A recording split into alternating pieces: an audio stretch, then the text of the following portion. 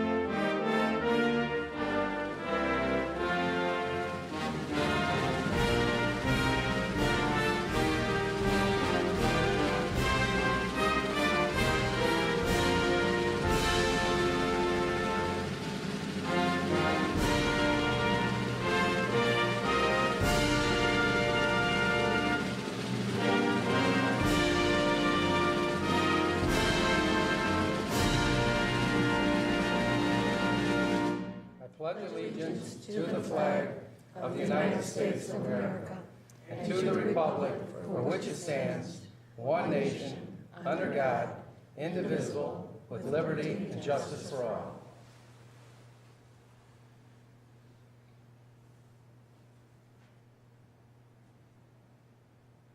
Thank you. Please be seated. Ms. Massey, can you take the roll, please? Yes, Mary Walker. Here.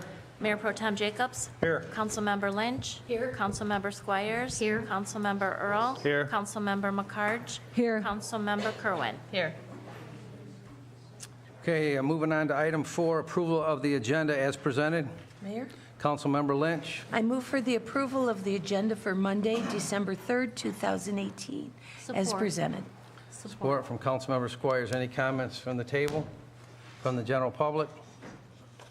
All in favor? Aye. Opposed?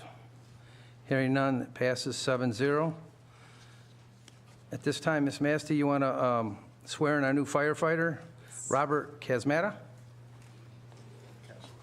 Casamata? I probably chopped it up, but...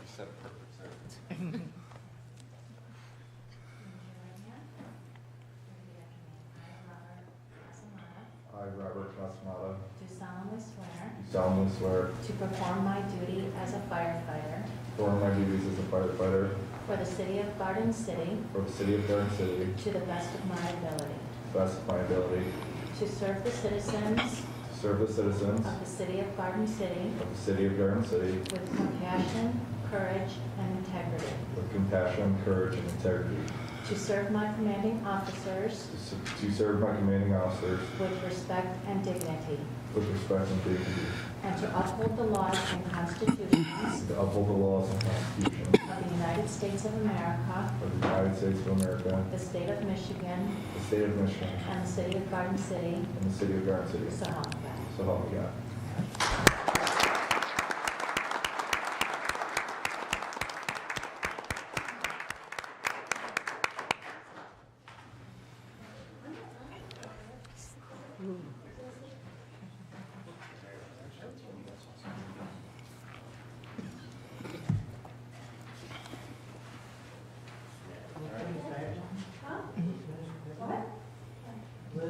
I was going to.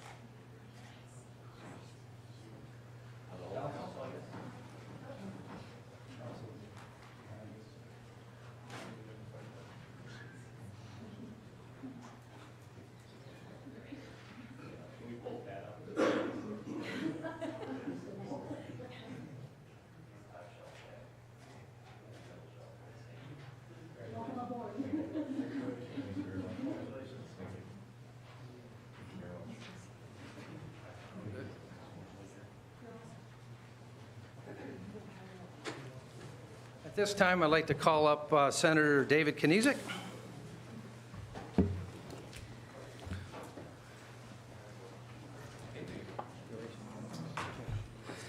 Yep. And a resolution. I didn't know. Resolution of recognition adopted by the City Council of the City of Garden City, Michigan on December 3rd, 2018, honoring Michigan State Senator David Kniezek. Whereas David is the son of a police officer and a high school lunch lady and was born and raised in Dearborn Heights, Michigan, and whereas David enlisted in the United States Marine Corps in 2006, reported to boot camp in Parris Island, South Carolina, served 2 tours of duty in Iraq as a scout sniper platoon member between 2007 and 2010, received numerous military awards and commendations, was honorably discharged from the United States Marine Corps in 2012, having risen to the rank of sergeant. And whereas after 8 years of college, interrupted periodically by his military service, David graduated in 2012 from the University of Michigan, Dearborn, where he went on to serve as a university student government president and received the university's Distinguished Student Leader Award, and was also named the university's difference maker. And whereas elected in 2012, David became the youngest member of the incoming House Democratic Caucus at the age of 26. David is also a distinct honor of being the first Iraq war veteran elected to the Michigan legislature. And whereas elected in 2014 as a Michigan State Senator, David served the residents of Garden City, Dearborn Heights, Inkster, Detroit, and Redford Township, serving as chairman of the Senate Democratic Caucus. And whereas David held coffee meetings once a month at the Garden City Maplewood Community Center, whereas David was always involved in Garden City events and activities. Now therefore be resolved that the City Council of Garden City congratulates David Kniezek on his great leadership in representing Garden City and the State Senate, and wish him an enormous success in the future. Thank you.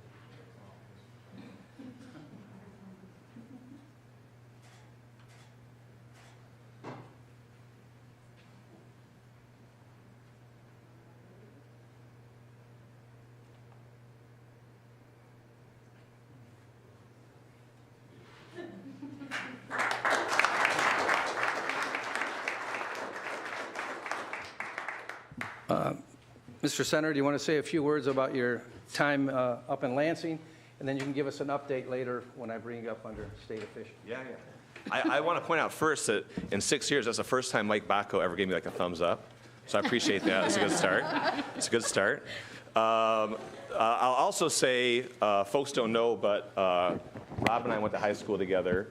And when I left the sniper platoon, Rob came in. I think you still use some of my gear. Maybe. Hopefully you've replaced some of it at this point. You guys are really, really lucky to have Rob come on board and to add to an already amazing fire department that we have here in Garden City. You know, I do have a legislative update to give. I planned on ending with, you know, I think some remarks about, you know, service here to the community. Folks know I'm kind of like an emotional person, so I'm going to try and not get all like hot mess over this whole thing. And so I'll just begin by saying thank you to everybody here in Garden City.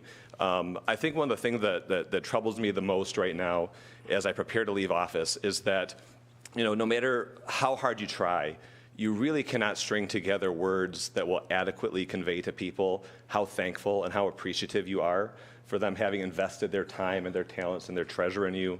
Especially me, when I came to Garden City 6 years ago at age 25 with this crazy idea of running for state representative as a college student, I met with so many of the people that are on this board, so many people that have come and gone on this board throughout that period, and you've always been so supportive of me. And when I came in to this capacity 6 years ago, I talked about serving on behalf of students, seniors, working families, and veterans. For me, those were the 4 main priorities that I had going into office, and to advocate on their behalf with leadership, courage, and integrity, to bring the values that I learned in the Marine Corps to public service, something that I think that we could do with a little bit more of in public service today. We have had some tremendous successes along the way. We have definitely had our fair share of failures, but after every setback that we have, we get back on the horse and keep riding. And that's what my plan is moving into 2019 as well. When I talk about those 4 issue groups, and I'm going to try to not be too long, Mayor, but this is it, so bear with me. Take all the time you want. Thank you, Mayor. Thank you. I've probably been most proud of the progress that we've made when it comes to veterans issues here in the state of Michigan. And I've had the opportunity to move legislation and have these different laws changed related to private employer hiring preferences for veterans, the first one we've ever had since the Civil War here in the state of Michigan.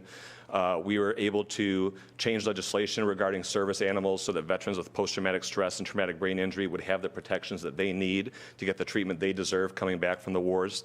And then finally, to expand the number of veterans homes that we have here in the state to more than triple the number of veterans homes that we have here in Michigan, a $200 million investment, the largest investment in Michigan veterans that we've ever had here in the state of Michigan. And so I'm incredibly proud of that and incredibly proud of the partnerships that we've had here in Garden City along the way. I know Councilwoman Squires has been to Lansing to testify on issues before. When I've had trouble with different state departments, the American Legion here in Garden City has saddled up and come to my defense and push forward really good public policy that can benefit Michigan veterans. And so, again, a huge thank you to everybody. I've told folks, I say it to your face, that Garden City is my favorite community, much to the chagrin of Detroit and Redford and Dearborn Heights and Inkster. I also tell them to their face that Garden City is my favorite community. And by and large, that is because, we used to say in the Marines, there's always that 10%, right? The 10% who's trying to ruin it for everybody. That's everywhere, right? But in so many communities that we see here in southeastern Michigan, in order for folks to get ahead, the plan is always, who can I step on along the way in order to advance my agenda? Who can I beat down in order to move, my priorities forward? Here in Garden City, the plan has always been, who can I lock arms with along the way in order to move this city forward? Who can I partner with to strengthen what is already existing? What gaps do we have here in Garden City that we need to fill? And then let's just put our differences aside and get it done. That truly sets Garden City aside from everybody else here in southeastern Michigan. And for me, frankly, it makes my job so much easier when I have people who like each other and get along and want to play an active role in the legislative process, who are ready to do that at any given time. And so to all of you, I say thank you. To the folks who maybe have been less than enthused with my representation or my statuses or positions these last few years, the fact that we can agree to be disagreeable is one of the greatest things about this country. And if you've ever felt offended or wronged or poorly represented, I would simply ask for your forgiveness as I move forward into 2019 as well. And so I'll wrap this up before I come up here and continue to run my mouth about legislative affairs by saying the following. This is my time, Mr. Bacco. Don't take this away from me. Thank you. I'll share this for you, and I mean this from the bottom of my heart. This is a quote from our past president, Teddy Roosevelt, and for me has been sort of a great guiding principle since August, right? There's no two ways about it. August was completely unexpected. It definitely sucked for a little while, but very quickly I came to realize that while we can't have control over the election outcomes, we have control over how we respond to that. And for me, having always said that this job is about more than just me, I'm just a small piece of that puzzle. Now it's a great opportunity to test those values and to see if I really am willing to stick by that in times of trial and tribulation. I don't plan on going anywhere. I want to continue to stay involved in the community. So continue, please, to invite me to things, bother me, annoy me, as you always do so well. And again, I'll just end with this, a quote from Teddy Roosevelt. It says, quote, "Far better is it to dare mighty things, to win glorious triumphs, and though checkered by failure, than to rank with those poor spirits who neither enjoy nor suffer much, because they live in a gray twilight that knows not victory nor defeat." In my electoral history, mayor and council, I've known victory, I've known defeat, I've never known a community like Garden City. And I thank you for sharing that with me, and I thank you all for your friendship. God bless you. Thank you.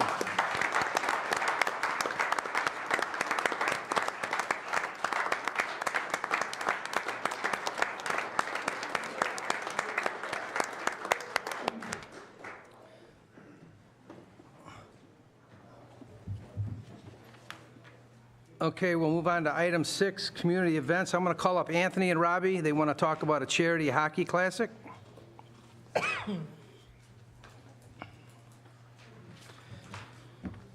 right, I'm back. I just wanted to say thanks for your guys' time. And I just wanted to touch on Mr. Kniezek here. I played hockey for a year with his younger brother, and I mentor at the elementary at Douglas, and every year our third grade goes to Lansing on their field trip, he always makes it a point to wave to them from the floor, and that's just a testament to what he really does to our student body. So thank you for all that. I'll make it quick.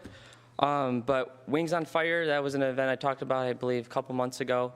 That's going to be December 8th, this Saturday, for a good friend and former student, Robbie Spellman, who unfortunately passed away in 2010. He had cerebral palsy, and it's kind of crazy since then. I produced a film on him this summer, all here in Garden City. But the Navy, what's his name? Mr. Quinn, he was in the Navy. He's from Garden City, and he beat all odds.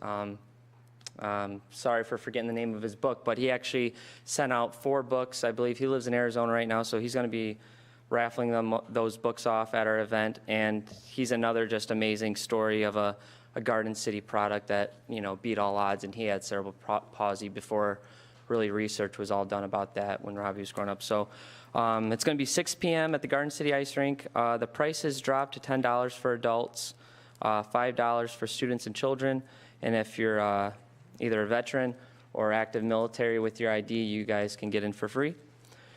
This year, we really wanted to make it a fun event for kids and students, as we're also promoting Garden City Youth Hockey and just all the hockey players that go to our schools here in Garden City. There's going to be a photo booth, raffle prizes, and then the first 250 students that are in grades 8 and below will receive a free 1-hour jump pass to Airtime in Westland. And again, the main kind of reason we're raising funds this year for our Wings on Fire game is for a 13-year-old boy named Noel. He just recently, forgive me if I pronounce this wrong, medulloblastoma, and that's a cancer condition where he had a tumor at the stem of his brain. And although he has beaten that, he's still having to undergo radiation and chemotherapy. His mother did lose her job while taking him to all of his treatments, so we're just trying to make his holiday season a little more bearable and enjoyable for him.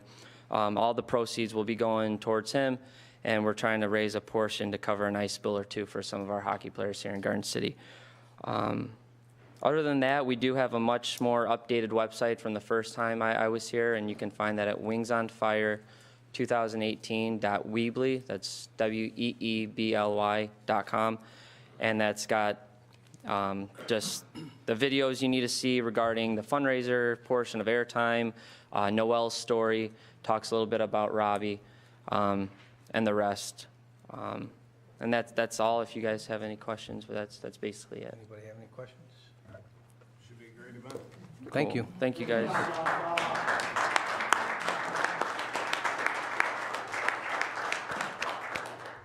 Moving on to item 7, comments from state and county officials. I don't see anybody here from the county, but I do see State Representative Joel Jones. You got Mr. Johnson, you here for him? Good evening, Mayor, Council, citizens.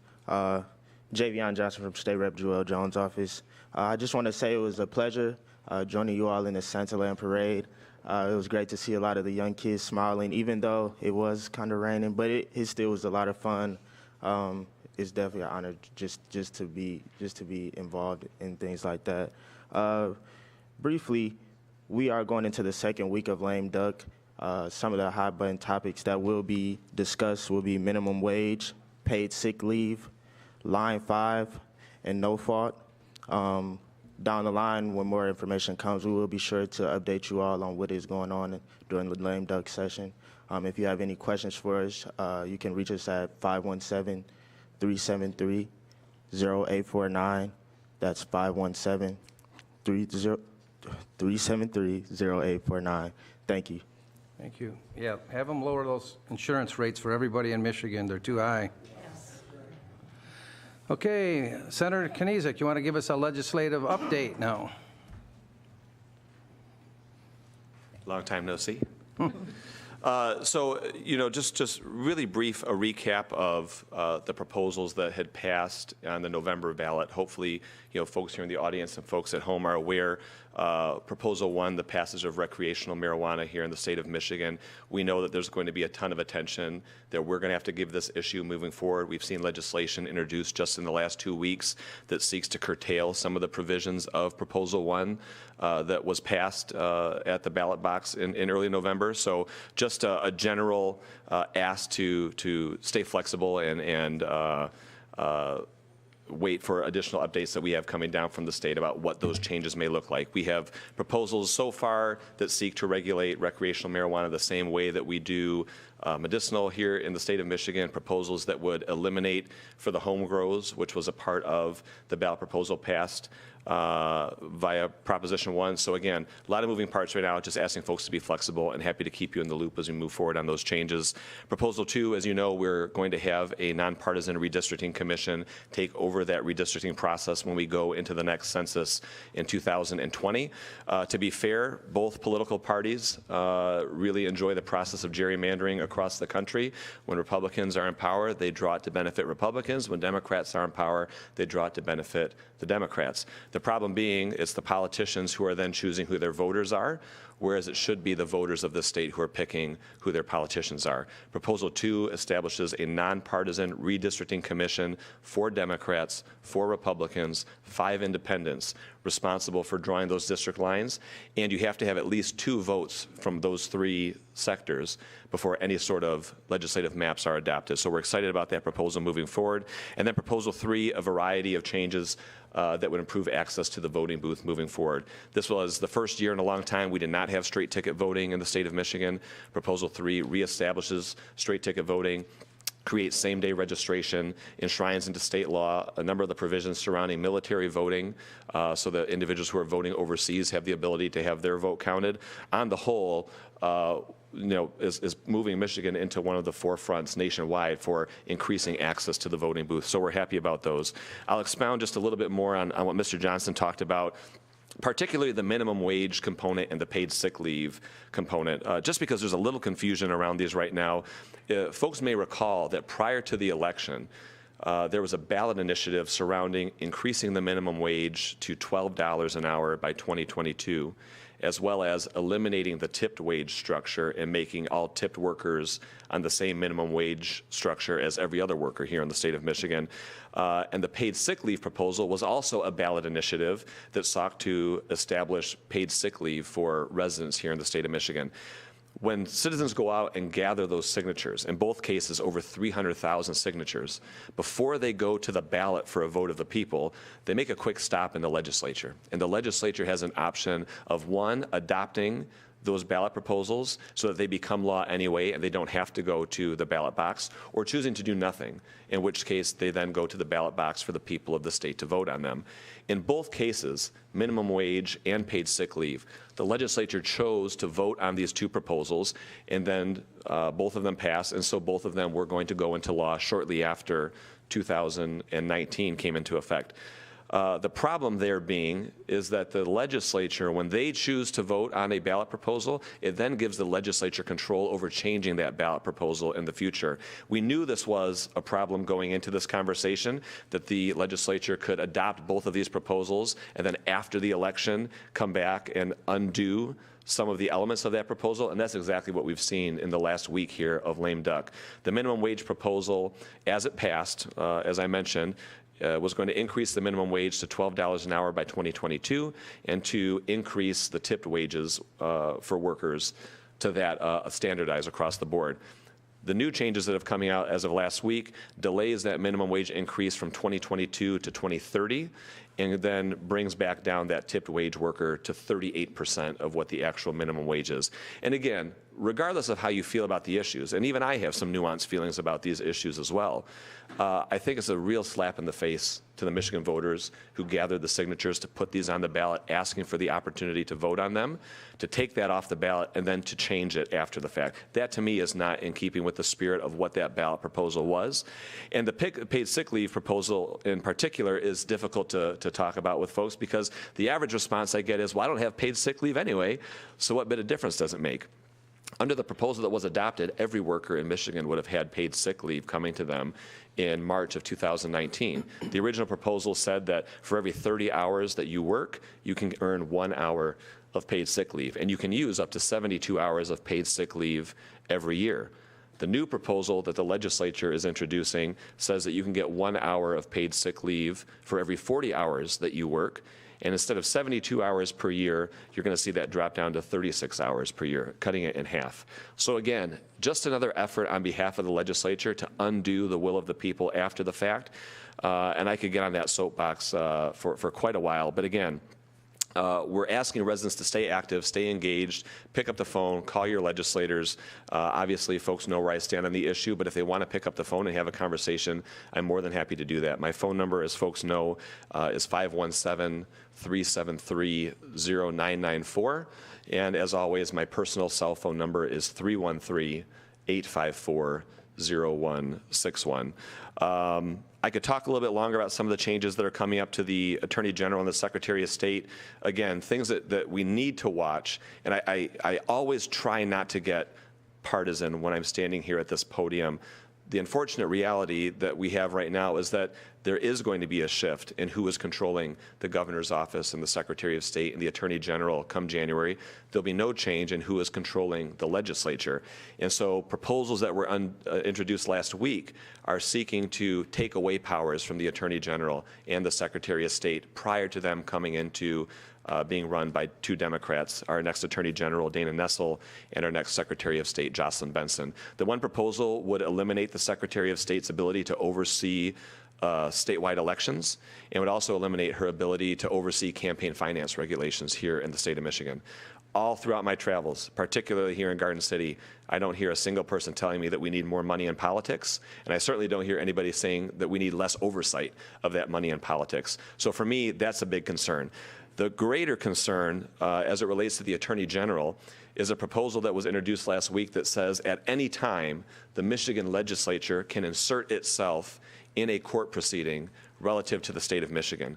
I think that is just, one, inherently unconstitutional, but two, is designed to undercut the Attorney General on any number of different issues to allow for the legislature to have a say in the judicial process. We talk about the balance of powers as early as elementary school here in this country, about having that executive branch, that legislative branch, that judicial branch, and having all three of them be a check on each other, allowing the legislative branch to bleed into the judicial branch to impact that process, to me is an absolute non-starter. And so those are two issues that I think that we should have in our eye as well. I'll close by saying, one, again, thank you for that phenomenal tribute. I was not expecting that, and I look forward to displaying that on the wall. I'm happy to entertain any comments or questions that you have.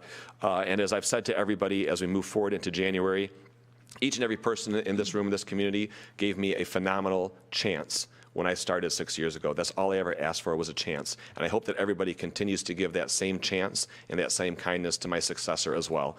Our state senator, our state representative, we want them to be successful because when they're successful, as a community, we're successful. I've pledged to my successor and others to be helpful in that transition process, and I would ask that you continue to be helpful in that process as well and extend to her the same kindness and generosity that you extended to me. I know it's not going to be a problem, but I just wanted folks to know that we're supportive of everybody and everything moving forward. So I'm happy to answer any questions you may have. Anybody have anything for the senator? I just want to know if you're going to bring us one of those delicious cakes come January. I made a real mistake posting online that I'm baking now because I've got like 30 requests for cookies and cakes and stuff. I'll get you something, Jay Lee, but it's at the bottom of a very long list that I've got right now. Yeah. Don't forget the hockey game in January. I'll be there. Yeah, I'll be there. I don't know which team I'm playing on this year. Veterans or... You either got the Warriors or Garden City. I got to take Garden City then. Okay. Got to take Garden See, City. that was easy. Yeah, it was easy, yeah. All right. All right, Thank you. thanks everybody. Appreciate Thank you, it. sir. Yep, thank you.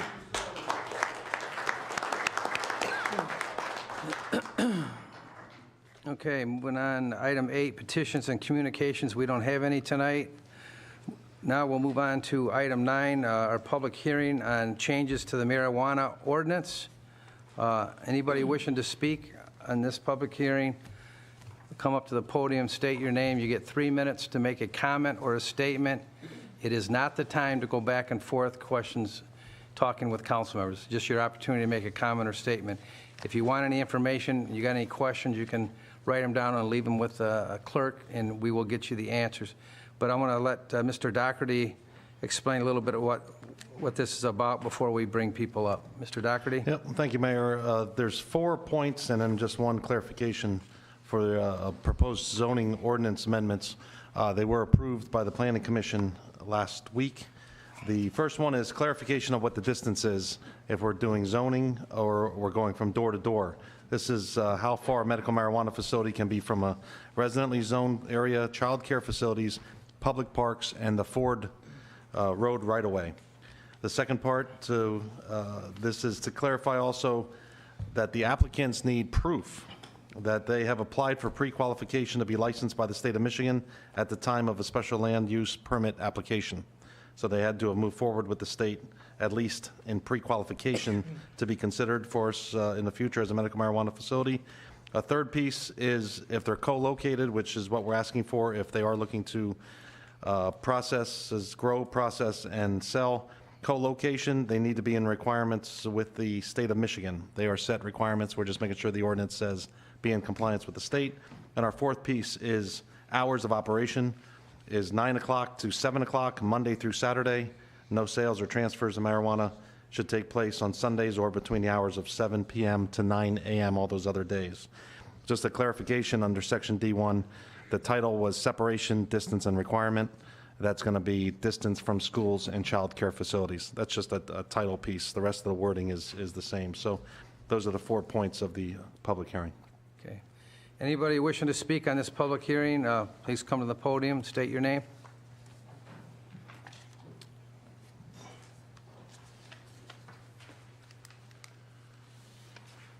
Good evening. I'm Charles Murphy from the Clark Hill Law Firm, and I'm here on behalf of GC Real Estate Partners, Mr. Mayor, and honorable members of the council. With respect to the ordinance itself, my partner attended the Planning Commission meeting, and as the council is aware, on behalf of our client, we've been advocating for a couple of months that the council reconsider its position about the number of licenses. And we're asking the council to do that again, to consider 5 licenses or 4 with respect to the grow, processing, and provisioning. Sir, this is just on the public hearing of this ordinance here. Those comments you can bring up later during the appeal. Is this part of your appeal process or part of the comments for this section? Well, it's... We're giving you an opportunity later on in the meeting to talk about your appeal.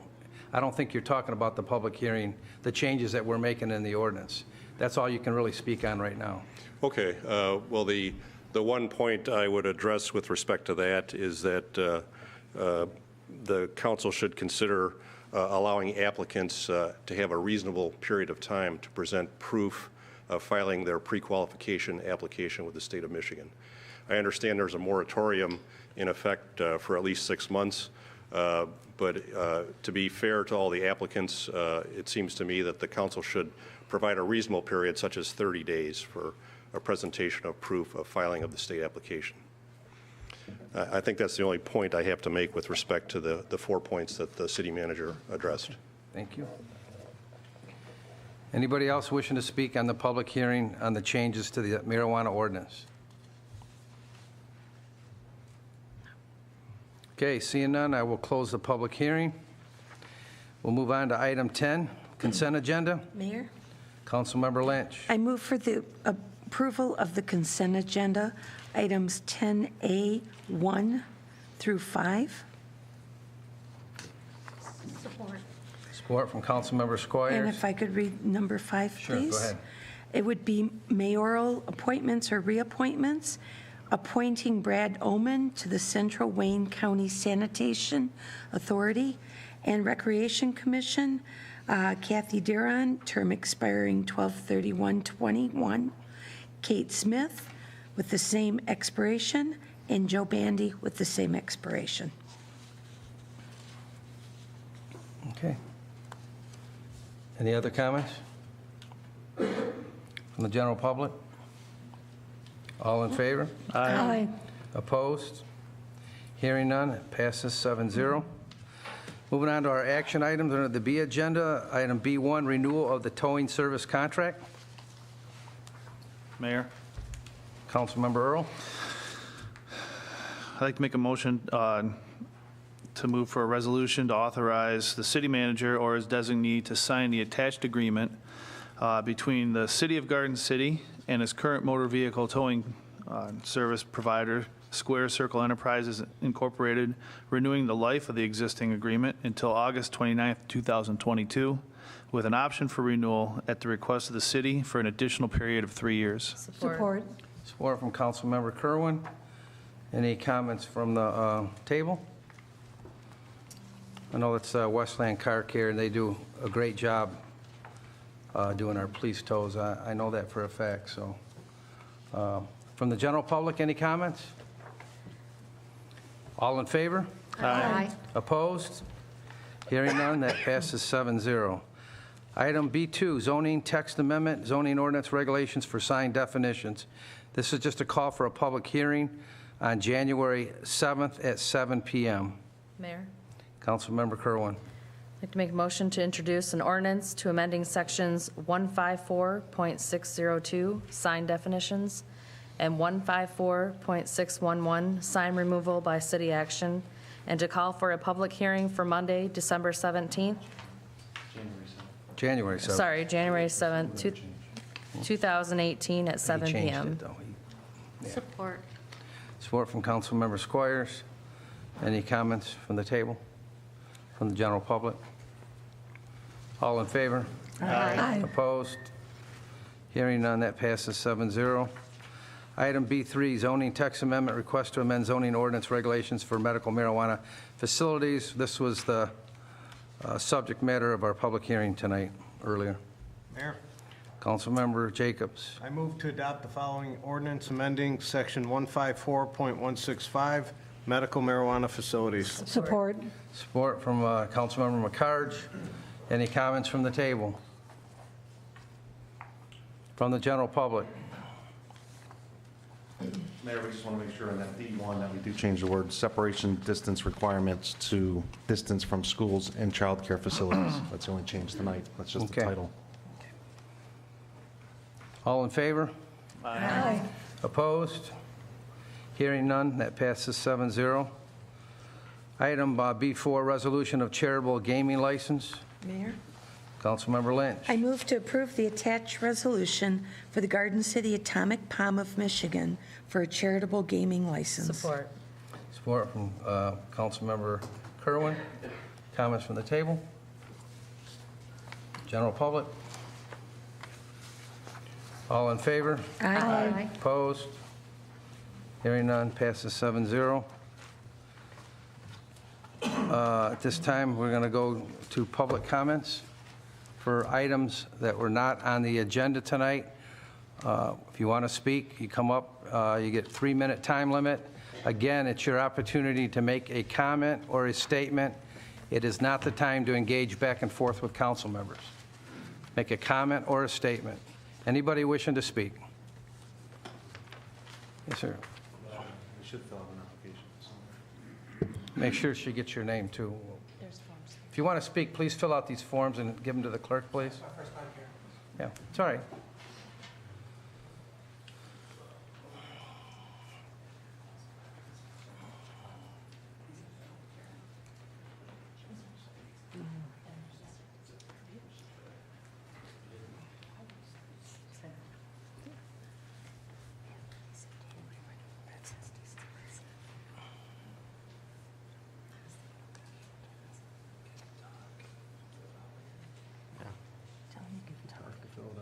Yeah, you can come to the podium, you can fill that out when you're done, just make sure the clerk gets it before you leave. Yes, sir. State your name. Ray Mitzar. I represent Jackson Hewitt Tax Service. We're on Ford Road, 28536. And recently, you guys passed an ordinance that was requiring the removal of LED lights. Many of the business owners on Ford Road, non-Inkster, had installed these lights prior to you guys passing an ordinance. Some of them spent tens of thousands of dollars on these lights. And I just wanted to let you know that it blindsided most of us. We didn't receive any prior notice from the city about an ordinance being passed. We want to work with you guys, but we just feel that it was a bit draconian the way that you guys just passed it, and then started sending out warning letters, or should I say violation stickers to us that if we didn't remove them, that we would be in violation. Each business would have to hire an electrician to actually physically remove these because they're fixed into the businesses.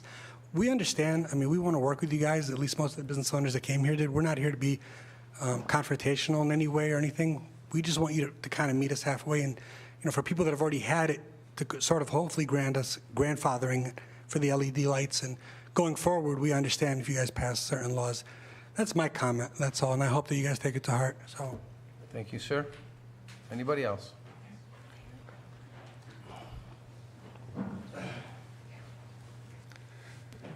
Good evening, council member, mayor. My name is Walid Murad, and I'm the owner of Hudson Cleaners on Ford Road.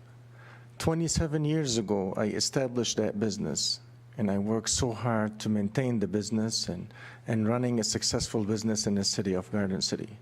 I've always kept the building clean and nice. And then almost 3 years ago, when I put the LED light in a very, not exposure way, in a very nicely lights that first provided safety to the building, I get a lot of attention from the traffic that going on Ford Road, which generate business to the city of Garden City, which I do have quite a bit customers that they don't live in the city, but I generate the business in the city of Garden City because of that attention I got.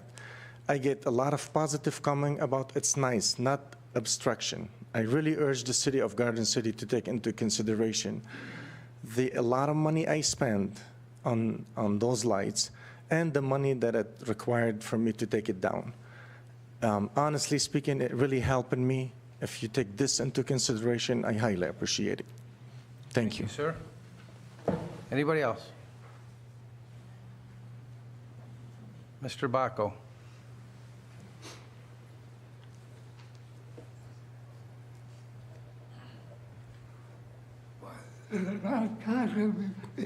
Last month, I talked to a certain woman about covered crescent.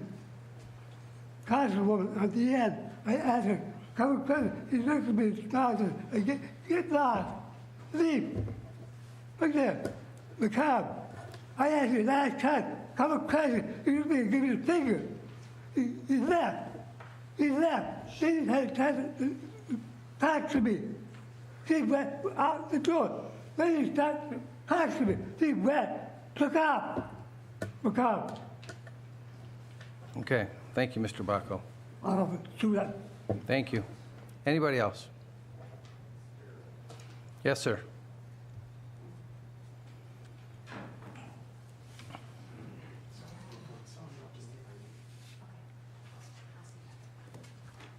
Good evening, ladies and gentlemen. Randy, how are you? I'm the owner of Ford and Inkster Sunoco. I've been there over 20 years, and Sunoco just came in about 2 weeks ago and did a $50,000 upgrade. We got TVs at the pumps now, all the lights inside and out, all LED. I've saved over $1,000 a month switching over to LED. Now, as far as my lights, okay, my lights are inside the windows. When I talk to the ordinance officer, he's telling me that the cops can't see inside the windows. If you go down these businesses up and down Ford Road, Inkster, anywhere in Garden City, 99% of them have the windows covered.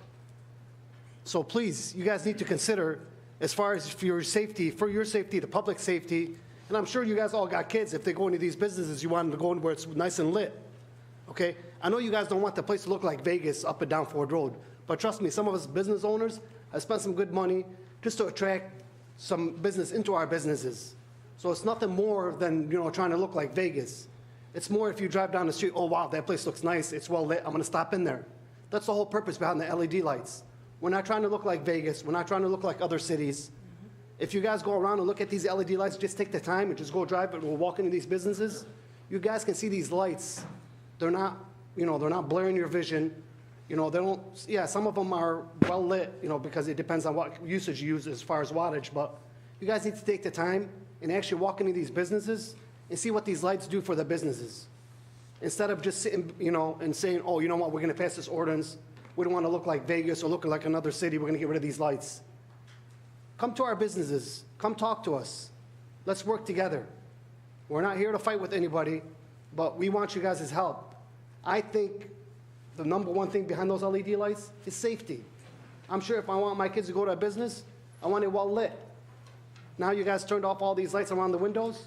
My place looks like a ghost town. It's not fair. So please consider, just before you do anything, come talk to us. Come walk into our business. Look at what we got. And then go from there. Thank you for your time. Thank you, sir. Anybody else?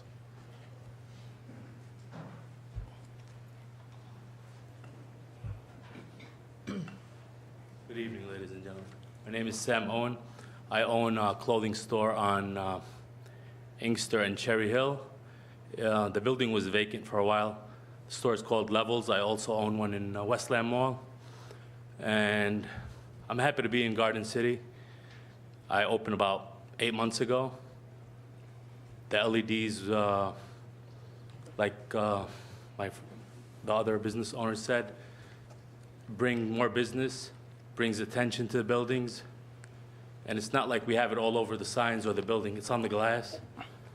And I don't know what the reason is, but if it's for, I asked one of the ordinance guys, he says it distracts drivers or something. I'm not sure if that's the reason. I come from New York and Broadway. I'm sure you guys know Broadway. It's all lit up. Not only LEDs, TVs everywhere. So, like he said, for safety and attention. Thank you. Thank you. Anybody else? Yes, sir.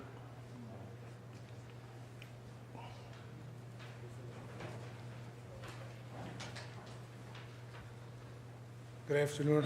My name is Hassan Ayoub. I'm the owner of All Mobile Repairs on Inkster Road and Cherry Hill as well. I opened up about 10 months ago. When I opened up, I took over that business. LEDs were on the windows from the inside, basically.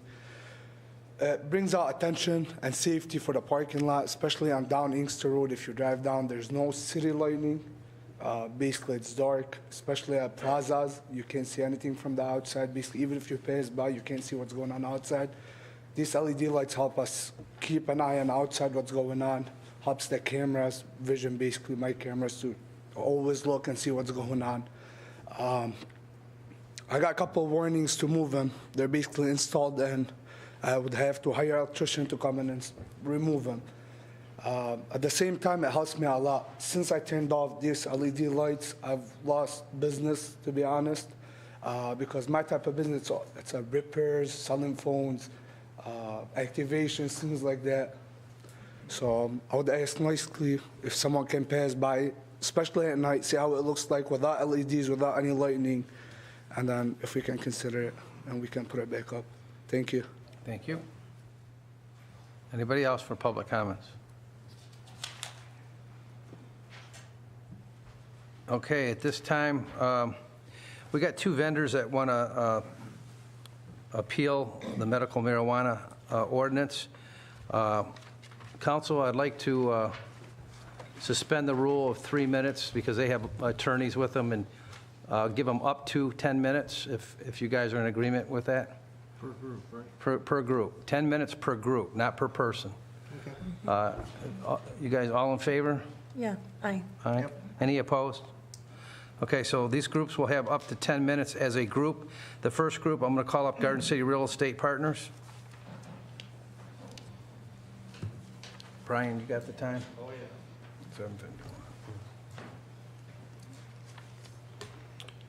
7:51. Thank you, members of the council and Mr. Mayor. Again, Charles Murphy, appearing on behalf of GC Real Estate Partners. We're appealing the decision of the zoning administrator not to review the special land use application that we filed for a vertically integrated grow, processing, and provisioning center. This would be a significant new real estate development of a 12,800 square foot new building and would generate 40 to 50 jobs for the residents of the city of Garden City. The partners in the group include the Schaefer Screw Products principals, who have 2 manufacturing facilities in the city and have been in the city for the last 45 years. And the other partners include a prominent owner of a funeral home business, a transportation company, a renowned plastic surgeon, and a prominent attorney. So with respect to the application issue, Mr. Sloan issued a letter rejecting the application on the grounds that it didn't correctly identify the parcel numbers. But the site plan that was submitted with the application contained in very large type the correct parcel numbers, the legal description, a location map, and the street address, and fully satisfied the requirements under the ordinance for substantial compliance with respect to identifying the project. For the planning and zoning consultant to assert otherwise is arbitrary and disregards the wording of the ordinance. The application itself had the correct legal description, and there was a minor clerical error with respect to the parcel number. But the ordinance requires substantially complete information, and the council has to look at the whole record of the application materials, which includes the correct parcel numbers. In addition, 154-416 mandates that the zoning administrator review the site plan and application materials and specify deficiencies and allow an applicant to correct minor deficiencies. So we're entitled to revise the parcel number on the application form, which in any event was correctly identified in the site plan. So the discretion vested in Mr. Sloan is not arbitrary or absolute, and his decision on the application has to be based on sound reason, considering the entire application packet itself. And the council should look at the whole record and not just the small portion that supported the zoning administrator's finding.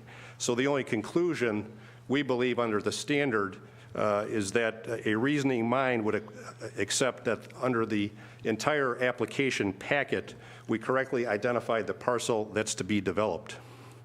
The other aspect of our appeal is that we're asking the city to investigate and revoke the permits for 2 of the grandfathered applicants. The first is the property located at 32841 Park Lane, which is within 481 feet of St. Matthew Lutheran School, which is a preschool center and a primary school through K through 8, and includes children from Garden City. His application was approved in 2010, but it was there was an error at the time of the approval because he didn't comply with the zoning restrictions. And under the Garden City ordinance, it's a regulated use. If it's within 500 feet of a school, you can't get a variance. So it's an illegal operation under your zoning ordinance, and it should be, the special land use permit should be withdrawn for that particular property. In addition, your ordinance states that at the time of his application, he's supposed to be licensed, a licensed facility with the state of Michigan. But in 2010, there were no licensed marijuana facilities in the state of Michigan. You couldn't apply for one until December 2017. The second applicant is Trustworthy Holistic Caregiver Centers. That's at 5848 Hubbard. The issue there is that Mr. Reynolds applied for Trustworthy, and in 2012, he had a felony conviction for controlled substance analogs, which are things like Vicodin or OxyContin. If he did his annual business license renewal, which is required under the ordinance, he should have disclosed that, either he or his partners. Ms. Laura Ross was at one of the previous council meetings and indicated that Mr. Reynolds had been removed from the partnership about 1.5 years earlier. But Trustworthy is not a registered business entity. It's a sole proprietorship. It can't have partners. So it's an illegal operation if Ms. Ross and her other partner, who she didn't identify, claim to have been partners of Mr. Reynolds. The other issue is if she's been his partner for more than 1.5 years, we believe that she was colluding in not disclosing his felony conviction back in 2012. And that incident occurred in 2008, and after a series of absconding on arrest warrants and violations of probation, the judge finally convicted him of the felony in 2012. Under your ordinances, we're asserting that when they apply for a business license renewal every year, they have to disclose if they have a felony. And if they don't, it's grounds for revoking the special land use permit. And if they do disclose it, it's also grounds for revoking the land use permit. So we believe it's in Garden City's interest not to allow Mr. Reynolds and Trustworthy to continue to hold a business license and special land use permit. It's also in Garden City's interest not to allow the supposed partners in this sole proprietorship who may have colluded in not disclosing the felony to use a business license without having permission to have it transferred to them, or for using it without getting the transfer approved by the city. And lastly, the Trustworthy facility was not licensed by Michigan when it applied for a special land use permit in 2010. So we're asking the council to revoke the special land use permit for Mr. Harris and his property, and for Trustworthy Holistic Caregiver Center and Mr. Reynolds, and to grant our appeal with respect to accepting the application and then having it reviewed when the moratorium is lapsed. Thank you. Thank you. If we still have more time, I'm not sure if any of the partners want to speak. Okay, seeing none. Okay, I'm going to call up the second group, Exclusive Brands.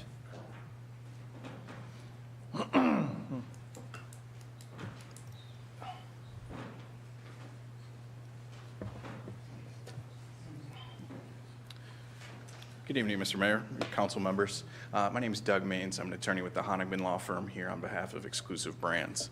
I know I've got a short time, and I'm going to kind of piggyback a lot of what Mr. Murphy said, but since it's kind of the theme of the night, I just wanted to say I got my start working in the Michigan legislature.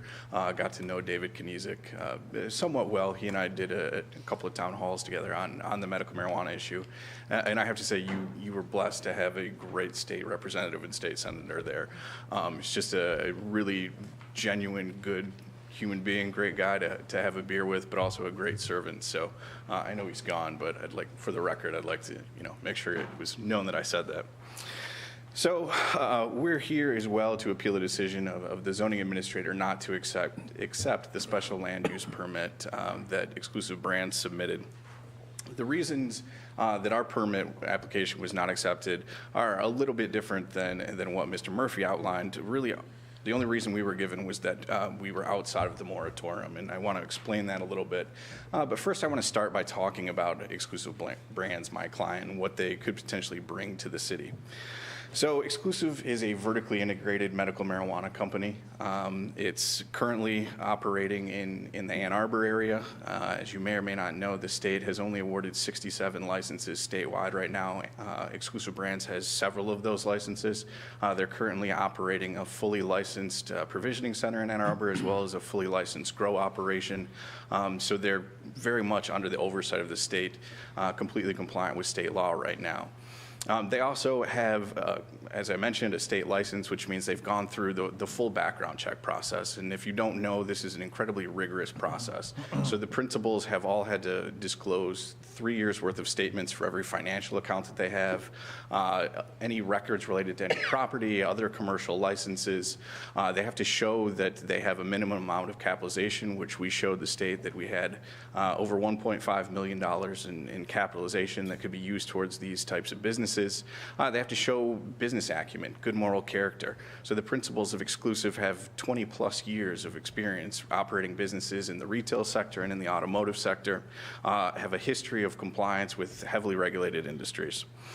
So as I mentioned, they're currently operating in Ann Arbor. Right now they have about 17 employees there. By January, they'll have their, later this month, they'll get their state license for their processing center there. Once that happens in January, they'll be up to about 35 employees in those facilities. And these are good paying jobs. They generally pay between $40,000 and $50,000 each for these jobs. So they're creating a lot of employee opportunities.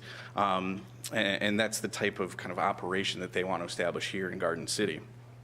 So through an affiliate of the company, Mr. Quad, they began discussing the possibility of starting a medical marijuana facility here in Garden City in May of this year. That same month, they made an offer on a property on Industrial Road. Eventually continued to have conversations with the city, with the property owners. They entered into a purchase agreement in July of this year for $1.2 million on that property. There was, as part of this, $25,000, a non-refundable deposit they put down in order to have the ability to purchase this. That went through the end of October of this year. And in the meantime, in preparation for the application process, they hired engineers, they hired contractors, architects to come in to do drawings as was necessary for the application process here in the city. They spent about $30,000 to $35,000 on those drawings, getting everything ready for this application. All the while in contact with the city, with Mr. Sloan in the planning department. So during this entire process, talking to Mr. Sloan, we're never once informed that a moratorium was in place or that a moratorium might be coming. Same, as you can see in our appeal packet, the architects, there's a sworn affidavit in there that the architect they were working with was also in communication with the city, was never told that a moratorium might be coming or that one had been enacted.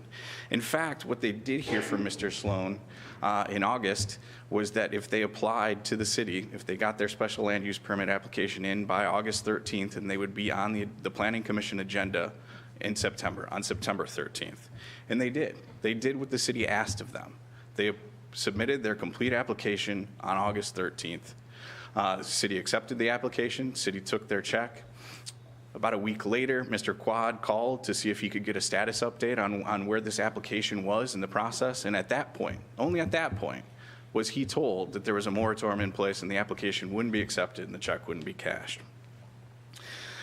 So what this boils down to is that my client detrimentally relied upon the fact that they were communicating with the city, had been communicating with the city for months, and had never known that this moratorium was coming or that a moratorium had been passed. Had they known that they needed to apply by August 1st, they would have applied by August 1st. The reality was they never knew that. They were never given a chance to even comply with this moratorium. We immediately filed our appeal, filed that appeal. We were denied on August 29th. Immediately appealed that on September 6th, filed the appeal to the city. And then on September 24th, came before you, and the ordinance was amended to cap the number of licensees in the city at 3, and to essentially require the co-location and to grandfather in the individuals, the entities that had currently been, previously been given a special land use permit. So effectively, we appealed, and the reality is that as it stands right now, the appeal doesn't mean too much. It's not necessarily a meaningful appeal unless you decide to either amend the ordinance, which I know we're not talking about today, or disqualify some of the applicants for the reasons that Mr. Murphy so ably laid out. So that's what we're asking you to do. What we'd like today is for you to, in light of the fact that our client, my client, detrimentally relied on Mr. Sloan and his advice to apply to the city by August 13th, we'd like you to accept our application for review. And then in light of that and the reasons that Mr. Murphy set forth, to have us in the queue. So if any of the applicants before us do become disqualified, either at the local level or at the state level, that we'll be there waiting and won't have to reapply again once the moratorium is no longer in effect. So just to end, I want to highlight again kind of what Exclusive is planning here in the city. Obviously, we're looking at a co-located facility to create a grow operation, a processor, and a provisioning center. They're looking at creating, again, probably between those three enterprises, at least 30 jobs in the city, all of which they're planning on paying at least $40,000 to $50,000. So they're ready to go. As I mentioned, they've got state approval. They've gone through this rigorous background check. So as soon as they get local approval, they're ready to start going. It's a pretty easy process to get your actual facility license from the state once you've gone through the background check. So they're ready to hit the ground running as soon as they get permission from Garden City. So thank you all very much and appreciate the time. Thank you. Okay, city manager report. Mr. Mayor? Councilmember. Can we comment on, just one quick comment on Sure. what we heard? I'm just going to ask that the city manager investigate the legality of the current vendors we have.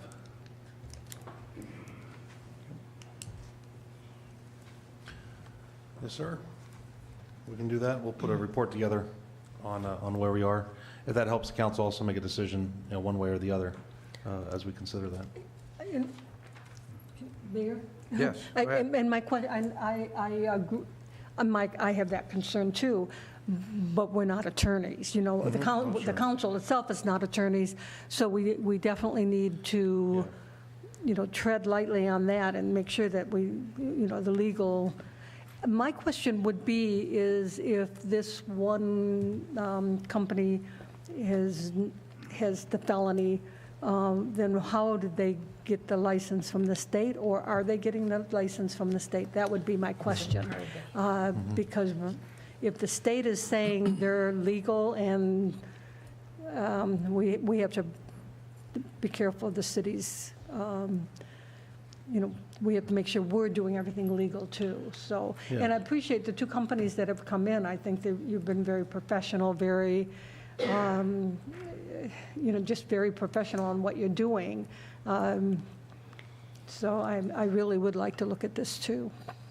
We will absolutely take a look, bring the legal in to assist to make sure it's just not us inquiring, but certainly we should at this point have information about each of those members, the vendors, as well as what their licenses are, at this moment, and are they legal. Also, I just want to make a point, July 23rd was when the council voted to go to 3 vendors, and by state law, unlike most businesses, councils have the decision or the opportunity to decide no medical marijuana, 2, 10, 20, 30. July 23rd was the day this council decided on 3, and then the moratorium was later August 6th and so on. So let me get that information together if the council wants to hold off on a vote tonight for that information. Absolutely. I have another question. Make sure we make a correct Hold off and decision. get the info. Yeah, we'll hold off till we get all the information. I just have another question. Go ahead. I'm sorry. The mayor, this marijuana, the whole thing has been a little bit of a challenge, especially with the distances from where these businesses are compared to, schools and stuff. Because the original way it was written was a little ambiguous. Is Yes, that- correct. It's not necessarily that the businesses were wrong, it's just that the distance was. If it was allowed in the past, it could be just listed as a non-conforming use. It can stay, but it may not be able to expand into other directions because the law has been clarified on what the distances are and how it's being determined, unlike the past. So these businesses can't be any closer than so many feet to a school? 300 foot to residential area, I believe 500 foot towards schools, yes. School zones, Or a school or a church? yes. Well, school, I believe, I don't know. or just a school, because St. Raphael's School is no longer, is that the school that was, No, it's across the street, across, oh, I know, okay, it's, Benoit. yeah, okay, I know where you mean. Okay, thank you, Yep. thank you. Any other comments from the table? Okay, city manager's report. All right, Mayor, as Councilwoman McCarge started to say about it's been going on for a while and confusing, so is our light business. We've been dealing with it for the last couple of years. That isn't a new issue for those that may be catching on to us at this point, but I believe it was stated by the council at this point to go through the process of grandfathering in those that have lights within the window. I think where there's some confusion is that businesses have lights around their roof line, they have lights around their signs, and none of that was ever allowed in any situation. So what the council approved was having lights, the lights that are there in place, they must be one color, they must not blink, they must be able to be dimmed, but those that are in the window at this point could be classified as grandfathered in at this moment. We've had a couple of businesses that have changed locations in that short time who had lights. They can't put lights back up at their new location because they fall under the old rules. But I did talk to a couple of gentlemen that were here in the audience earlier today and met with a few others in the past week, as well as the police chief, to explain some of the deficiencies, unfortunately, in some of the properties, including those that are in the CBD, downtown McDonald's area and such, are not allowed to have any lights whatsoever and never were allowed to have any lights. If some of you recall, CBD, they were off limits, and our question was why off in the CBD but allowed in other areas? So we did come up with a solution, but those, it's not something you can grandfather in the CBD. Technically, they just weren't allowed in the first place, as well as roof lines and signs. So we do have several businesses that are saying they're allowed to have them on a roof, they're allowed to have them on a sign. Why are we picking on them? The new ordinance was not to change that. They were never allowed in the first place. The ordinance was window lights that we discussed. So there are some businesses down in the Ford area that you may see them on the front window, but they're no longer on their garage door and their entrance doors. Those things have kind of disappeared. So those companies have been generally grandfathered in at this point, as discussed. And I mentioned that, I think, by some of the gentlemen that spoke were not as upset, I think, tonight for the fact that they started to understand, okay, that the council made that decision already in the past. It wasn't something they needed permission tonight from the council. It's just how we're trying to handle the code enforcement of one of the issues we were discussing today, and I think what we need to do is have another report back to the council of kind of a policy on how we're handling the ordinance issues. And one of them is temporary lighting. Is temporary lighting meant to be holiday lights where you put them up, take them down, C9 bulbs that people put in their gutters? Is that temporary lighting, or is lighting around an entire building that's turned off and on 90 days a year, is that temporary lighting? So is it temporary that the lights are on and off, or is it the actual lights themselves are put up and taken down, put up and taken down? Generally, I think the spirit of the law was they were up and down lights. Temporary lighting, holiday season, whether it's holiday in summer, 4th of July, or or Valentine's Day, any kind of holiday time. But temporary right now, it are lights, and this is again where we have to discuss in staff and try to bring back to the council. Would most people consider, well, holiday lights, they could be lights around my whole building. You know, they're not the 1970s standard lights you buy at Home Depot and put them on your drain spouts and other things. That's some things that are kind of getting lost in translation of what's allowed, what's not allowed, and what's acceptable. And it may be the reality of the future. Christmas lights are LED lights around windows and buildings. So do they have to remove them, or can they only turn them on for 90 days? Because remember, that was the one hitch that the council offered, was the 90 days of temporary lighting. So some building that does have lights around their roof line, is that allowed for 90 days? It's on the roof line, but then they turn it off? How do we figure out when their 90 days start? Should they come to us and say, hey, I'm turning my lights on now? Or do we hit them in summertime and say, hey, your 90 days are up, and then they say, prove it? I've had my lights up for 2 years, but you can't prove when they put their lights up and turn them off. It's just one of those, hairy bag of wax here that we're kind of working on, I guess. So policy is, I think what we have to do is put in place of how we're handling the ordinance changes that we have in place. But similar to medical marijuana, it just seems that there's laws out there, but they really don't fall in together into one sync box. So we've got a little more work to do, but this gentleman on the end I spoke to about Hewlett Jackson Hewitt. I'm sorry, backwards, I put a comma. Same thing, he understands now that we talked about grandfathering in. So we got a little more work to do in explaining of how we're handling this, but I think a number of other businesses that were asked to remove the lights. No one's been actually ticketed yet. It's just been informed. And we did send a letter out to all the businesses also before anybody was tagged, at least. Some have taken their lights down fully and didn't really care either way. They just had them up, no big deal. Some are extremely costly. Some people put up extremely costly ones. Others have just put up cheap Home Depot lights that have been up a while, and they've kind of got their money out of it. We have had a discussion, though, about, and you'll hear this as you heard many times before, having the lights draws people to my business. And I explained to some of the business owners, if there's 300 businesses all with lights up, how does that draw people to just your business? And no question, it's a sight thing. As you're driving by, you see one that jumps out at you. When everybody's lit up, nothing jumps out at you anymore. So as I join in with all these business people to say, if everyone was doing it beautifully and well, maintained, it would be wonderful. But unfortunately, a number of businesses aren't that interested in having a beautiful, nice maintained lighting system, which is what led to this problem years ago, BD, before DOC. So we'll try our best. We're going to bring something back to you again, and it's just clarifying what we're doing or trying to do, and certainly trying to work with the business owners. So it's kind of like the medical marijuana. We're working our way through this to try to find the best result. That's it for me right now, Mayor. Okay. Councilmember McCarge. First of all, I'd like to thank the Garden City Santa Land Parade Committee again for all the work they did. And this was one of the only few years that I was sitting at home watching it on TV. Was not able to be in the parade this year. But it's something that I pretty much did growing up and most of my adult life. So thank you for the parade committee.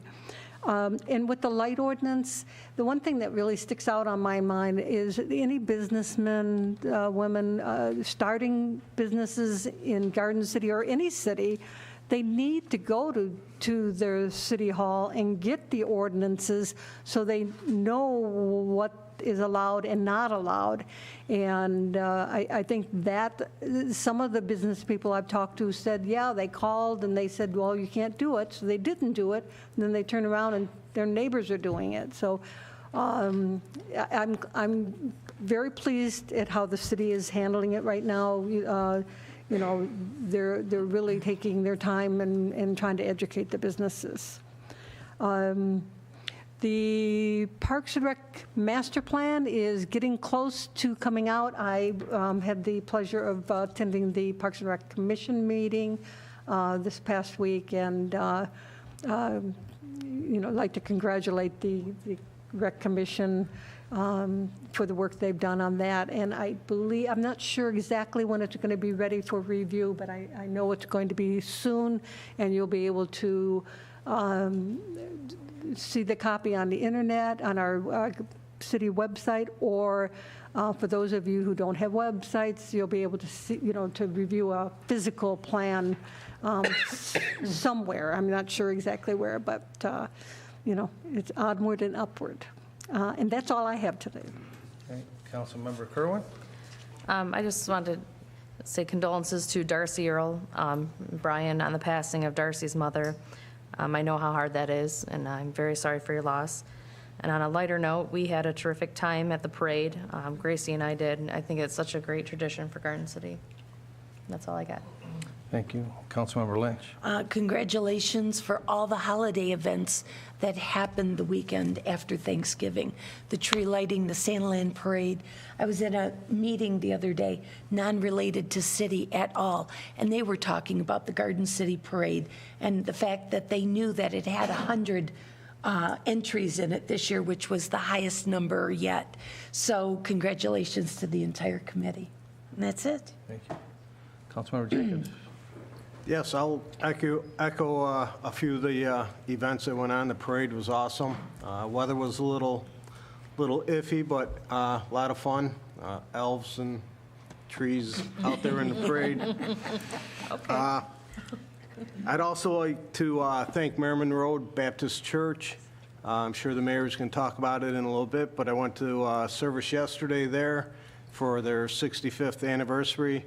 Very, very nice service, very good event, and I'll let the mayor expound on that. Back to Thanksgiving, I got the number back from Lori at sports venue.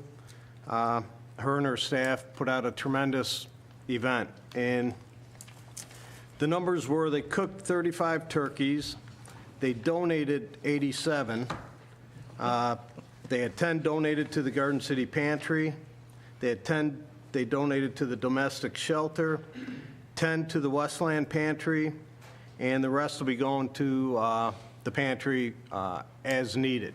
I think she's keeping them in the freezer right now until that time. They had 3 cases of potatoes, 3 cases of stuffing, 30 pies, and they served 300 meals. And they didn't charge for those to the seniors. Everything was donated, and then they also had $700 in donations that went to Poets Rescue. So her and her staff volunteered their time and their effort, and it's just a testament to the community that they supported and donated all that, and then went and cooked and delivered it. And again, the Garden City Gladiators baseball team served them up at the restaurant. So it was a whole group that got involved. On the lights, I know a couple people have said that they weren't informed and didn't have a notice that we were doing this. We've been discussing this light ordinance for A year. at least a year. At least a year, and then the committee before that did it for 6 months. So there was plenty of notice. My personal view on it is, I think a lot of the businesses and us looking at the businesses, I think it's common sense. If you go overboard and you go too far and you cause a distraction, that's a problem. And that's what started this whole ordinance issue. And a couple people have said, come by the stores. I know, I'm pretty sure all of us have driven all over the city looking at lights, looking at how it's affected one way or another. So to say we don't go out and look at things is a little mistaken. But I think common sense, when this is all said and done, I think common sense will take over. And that's all I have, Your Honor. Okay, thank you. Councilmember Squires? Okay, just a couple of things. First of all, I want to thank all of the people that came out to watch and all of the entries that came out for our 58th annual Santaland Parade. It was an awesome time. We had very few entries that canceled due to rain, and that was only because what they had in the parade would be damaged if it got wet. It was one of the greatest ones I think we've ever done. Also, my friend down there, fellow council member Kerwin, you usually say shop small. I just wanted to give a shout out to Akron Tire. That's been a business here in Garden City for about 45 years. Brian and Sam, I had problems with the tire. They had me in and out of there in 30 minutes. Like I said, they've been in business for 45 years there. And if you need any work done on your car, think about going to Akron Tire. And also, I want to send out my condolences to the family of Doratian Asensio. She passed away on the 29th of November. Many of the family members are here in Garden City, and just want to say you're in our thoughts and prayers. Thank you. Councilmember Earl? Thank you, Mayor. Just real quick, I want to thank Senator Kniezek, not only for serving as a representative and a senator, but he also served in the Marine Corps. He's been serving the public since high school, and I had the pleasure of working with him many times in Lansing. He was a very strong advocate for Garden City and for the workers and for public sector workers and police and fire and teachers. So I really want to thank him. I know that he will continue to be involved up in Lansing, so I look forward to continuing to work with him. And I just wanted to, just real quick for City Manager, I did have one question. I forgot to bring it up earlier, and that's the status on the Book of Ordinance, the Gold Book or whatever you're calling it. If you can go over that, and that's it. Thank you. Yes, thanks for bringing it up. We are tomorrow going over final drafts at a staff meeting. All department heads have it in their hands to see if there's any adjustments they need to make per their services. What he's mentioning for those that may not be aware in the audience and watching at home, the millions across the country, including my family in Pennsylvania. Mom, hello. So the Golden Book it's one of those just like we did with the lights. It's kind of let people know what the rules are of the game before anything's applied. We'd like to put together a book of maybe 25, 30 pages, sent out to every home and business in the city of Garden City, and it's basically what are the general easiest ordinances that people may not know. How high can grass be?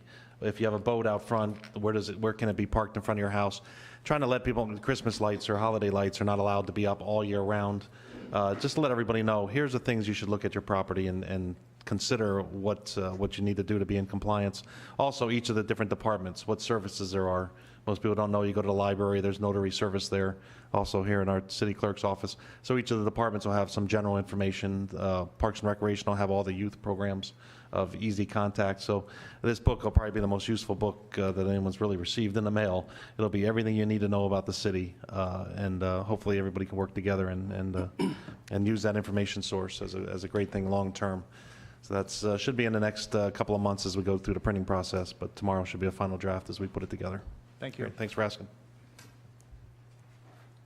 So, yeah. City Clerk? I don't have anything tonight, thank you. Okay, thank you. Yeah, I too want to thank Merriman Road Baptist Church. It was a nice event going to their 65th anniversary. They started that church on Merriman in 1953. They've made a big impact in our community over the years. They do Kids Day in the park, the parade, they give out hot chocolate and cookies, the tree lighting ceremony. Every year I've asked them to bring some singers and sing some patriotic songs at Veterans Day. They've never once said no. Every year you ask them, the pastor says we'll be there. So I just want to thank them for all they do for our community and wish them many more years success. I also want to extend my condolences to Councilmember Earl and your wife on the passing of your mother-in-law. Prayers are with your family. I also want to thank Lori at Sports Venue for all she does for our community, and Tony at Garden City Cafe. They both put on free Thanksgiving dinners and fed people in our community, seniors, anybody that showed up, basically. And that's what I'm talking about. What kind of city we have, what our businesses do for us. That's why I'm concerned with some of this light stuff. I agree with Councilmember Jacobs. Some people go overboard on their lights. Some of them have sloppy, stringy, like Christmas lights hanging down. But some of them have the real neat window frame, and they look sharp. They provide security because they light the parking lot. And we should be working with our small businesses and trying to find a happy medium so they don't go out of business. I mean, some of these businesses sit off the road in these little strip malls. You can drive down Ford Road at 40 miles an hour and not even know they're there. These lights sometimes pick up the peripheral vision, and people, oh, I didn't even know there was an income tax place there, or whatever, a laundromat or whatever. So we'll have to look at that, but I do remember us saying when we passed that ordinance, those that already had them were grandfathered. So some of these businesses that I know we've approached and told them to take down, I know they had them before we passed the law. So we got to clean that up a little bit. I know you're working on that, Mr. Doherty, but we got to find a way to work with our small businesses. They make Garden City. And then you look at our city, driving down Ford Road right now, the Christmas lights. We got a beautiful city at night. You go down all the way from Dearborn all the way to Canton, we got the best looking downtown. I'm sorry, we do. Our lights, our decorations. So we got a great city. I'm proud to be the mayor of this city, and we got to work together as a team, all of us. That's all I have at this time. I'm going to entertain a motion to go into closed session for memorandum of understanding. So moved. Moved by Councilmember Jacobs. Support by Councilmember Lynch. All in favor? Aye. Roll call. Councilmember Jacobs? Aye. Councilmember Lynch? Aye. Councilmember Kerwin? Aye. Councilmember McCarge? Aye. Councilmember Earl? Aye. Councilmember Squires? Mayor Walker? Aye. At this time, we're going to recess to go into closed session.